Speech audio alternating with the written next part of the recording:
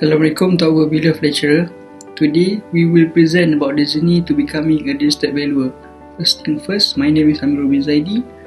We extend our heartfelt thanks to Surveyor Muhammad Asad bin Muhammad Amin, owner of Kumpulan General NIRAS MOHD. His insight have illuminated the path to becoming a registered valuer. Registered valuer play a crucial role in property valuation, providing accurate and objective evaluation that are vital for informed financial decisions. This esteemed accreditation can be achieved through two distinct paths: direct entry and work experience or works experience. The direct entry route demands academic proficiency in valuation-related subjects as outlined in the 6th schedule of Act 242 and successful completion of rigorous examinations. All of this must be done while adhering to legal framework such as Act 242 and the Test of Professional Competence Guidelines. On the other hand, the work experience route emphasizes practical knowledge, which a prospective professional must gain practical experience under the supervision of a competent valuer, pass the examination set by the board, and maintain regulatory compliance. Before becoming a registered valuer, one must first register as a professional valuer. This process requires meeting very strict criteria that uphold ethical standards and professional integrity. Only individuals with the necessary qualification and ethical standing are granted provisional status as valuers. The journey to becoming a registered valuer is a very rigorous one, demanding both academic proficiency and practical experience. It underscores the vital role that registered valuers plays in assessing the true value of asset and making sound financial judgments. Assalamualaikum to Dr. Hafizah. My name is AMANINA binti Muhammad NAZRI, and in today's video I will be presenting 4 roads to become a registered valuer. So in order for you to become a registered valuer, there are actually 2 routes for you to become a registered valuer, and the first one is direct entry graduates and the second one is through a working experience. So for direct entry graduates, it also can be categorized into 2 categories. First one is, let's say if you obtain your degree qualification in estate management from local university, and the second one is if you have obtained your degrees in estate management or property management or any recognized degree by RES614, you also can become a registered valuer. So the difference for local graduates and overseas graduates is actually the difference later I will be explaining in TPC in terms of their professional experience. And then the second route is for you to become a registered valuer through a working experience.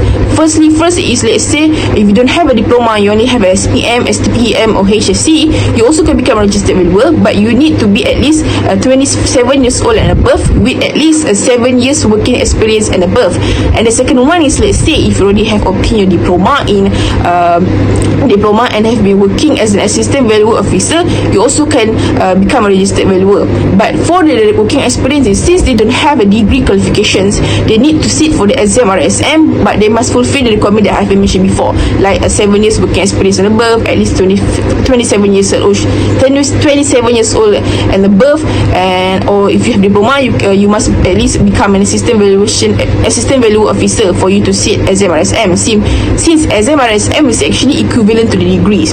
And then the similarities here is actually those who have obtained their degree and those who have taken their exam RSM, they also need to sit for TPC in order to become a registered valuer, as according to section 18 that you must actually become a professionally valuer first, then you become a registered valuer, and you also must pass your TPC, which is in TPC there are actually 5 items that you need to be fulfilled.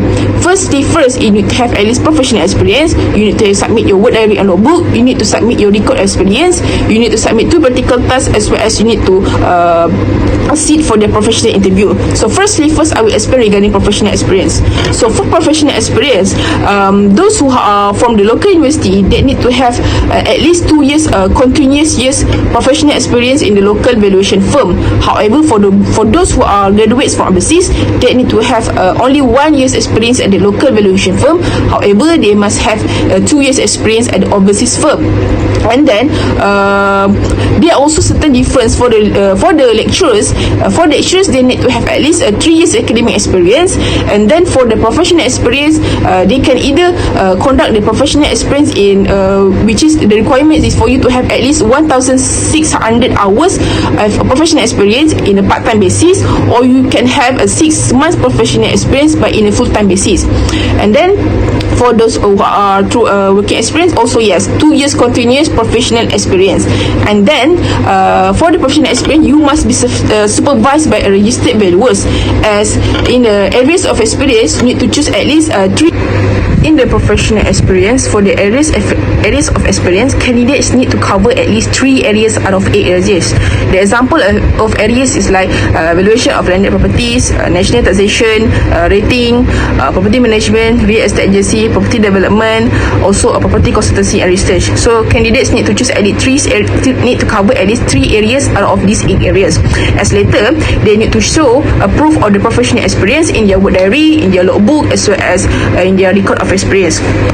So the second one is regarding the submission of work diary and logbook. So work diary is actually for the candidates to analyze the work that has been carried out during each month, and then for them to summarizing it in their logbooks. And for the entries in their work diary, the entries should be clear and concise, and the work diary must be signed by the candidate as well as the supervisor at the end of every week. And then the work diary should also consist of 1004 or 52 weeks, or 6 months or 1600, which is for the 2 years experience, 1 year experience, as well as for the lecturers, and either they want to conduct their professional experience in the part-time basis or full-time basis. And then for the logbook is for the candidates to present analysis of their professional experience in the chronological order based on the entries in the diary, meaning the logbook should be maintained according to the following rules. For examples like it should consist the analysis of the diary sheets, and these 2 work diary and logbooks need also to be submitted to the board.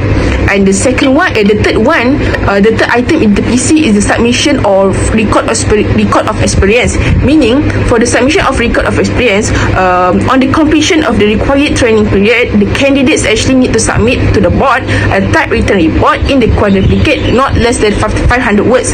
And the item that need to be included in the report is their types of work, which means the areas of experience they have choose from the 8 experience that I have mentioned before, as well as the geographical area in the experience where the experience was gained, the types of property, the candidates of level responsibility, as well as other related information. And then the 4th item in TPC is actually they need to submit 2 practical tasks in the appendix B, which is in the part A. There are actually 5 category of tasks, and they need to submit 2 practical tasks, which is an example of task is like you need to prepare a valuation report on advising client of open market value for a piece of agricultural land not less than 5 hectares with the potential of change use and subdivision for building purpose for sale. Or the second task is like prepare a report evaluation for the commercial premises, also advising on the open market value not less than 6 stories located in an urban area for sale or mortgage. So there are actually 5 practical tasks, and candidates need to submit 2 practical tasks. And then last but not least is the professional interview. After the board has been identified that you have your work diary is okay, your logbook is okay, your practical task is okay, your record of experience is okay, then you can sit for the professional interview, which means for the professional interview, the candidates will be assessed and will be interviewed not earlier than 40 days after the report has been submitted. And then the interview is actually a wide-ranging interview, as it covers the professional ethics of in order to become registered valuer, as all the reports that you have submitted. For example, in the 2 practical tasks, you also will be questioned what are the regarding the tasks that you have submitted. And then for the professional interviews, the interviews actually will be held 6 times a year. And let's say actually in order for you to become registered valuer, you also need to cover certain things. For example, in terms of the form, in terms of the fees that need to be submitted, and so on. So according to the second schedule fees, I also have mentioned here a few fees that you need to pay, which is for example, in order for you to become registered professional valuer, you need to pay for the processing fees, for the registration fees, and then after you have become registered valuer, you also need to pay for the fees. For example, after you have become registered valuer, you will be authorized with the ATP, so you need to pay for the ATP fees, which is 200 for your registered valuer. Also, you need to renew it each year before 31st December. And then as you can see from the side, I also listed other fees that are also included in the route to become registered valuer. And then according to the third schedule, AMIRUL, which is the forms that involved in this route to become registered valuer. I also listed here a few forms that are involved, which is, for example, the form for ATP for a registered valuer is a form G, and then the form of application for a registered valuer is form A, for a probationary valuer is a form A1. And then later my teammate will also explain what are the routes that have been used by our registered valuer that we have interviewed before. And not to forget, I also have listed a few sections that involve in order for you to become a registered valuer. For example, section 16, which is regarding the ATP. Section 17, the registration of valuers and appraisers, which is what need to be fulfilled. For example, you need to be at least 21 years old and above.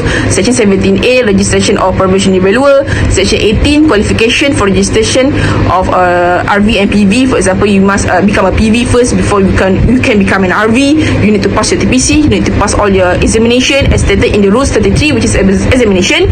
For valuers examination, you need to pass first examination,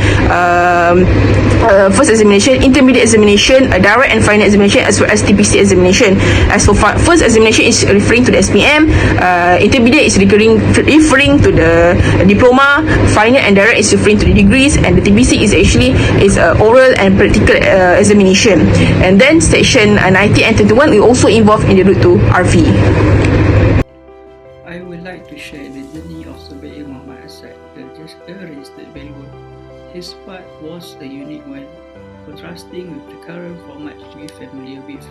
Surveyor Muhammad Asad graduated from University Technology Mara UiTM in Estate Management and pursued his master in property investment also from UiTM. After his academic journey, he began his career as a property valuer at and Fashion Berhad for 2 years, from 1995 to 1997. He then worked as a project business analyst at Malaysia Resources Corporation Berhad (MRCB) from 1997 until May 2001. In 1997, while at MRCB, Surveyor Muhammad Asad decided to become a registered valuer with a minimum of 2 years of experience at a local registered valuation firm. He was at that time eligible to take the test of professional competence or TPC. Interestingly, there was no requirement to be a professional valuer at that time to take the TPC. The format of the test of professional competence during Surveyor Muhammad Asad time was different from the current one. There was no need for work diary or log submission. He began his TPC by working on approved professional experience areas under the supervision of a registered valuer. He had to choose 3 out of 5 areas and write in detail about the work in the selected areas. He also had meetings with his supervisor who advised him on his selected work. And in 1999, he began his practical task, which focusing on land development and the valuation of his buildings. After completing this task, he proceeded to take the professional interview, which is the most, he opined, the most difficult part. And by 2003, Surveyor Muhammad Asad had become a registered valuer. His journey shows the evolution of the process to become a registered valuer. In conclusion, becoming a registered valuer is a comprehensive journey that requires dedication, expertise, and a commitment to uphold the professional standards set by the board. It begins with academic qualification or sufficient work experience in the relevant field. Furthermore, practical experience is then gained under experienced mentors or within valuation firms, refining valuation skills and gaining insights into property values. The final step is the TPC or Test of Professional Competence, which ensuring candidate possess the necessary knowledge, skills, and ethical standards. This process involves examination, assessment, and submission of various records and tasks. Lastly, the journey is very challenging but rewarding, leading to a pivotal role in delivering precise and trustworthy property valuation, significantly contributing to the real estate industry integrity. That's all from us. Thank you.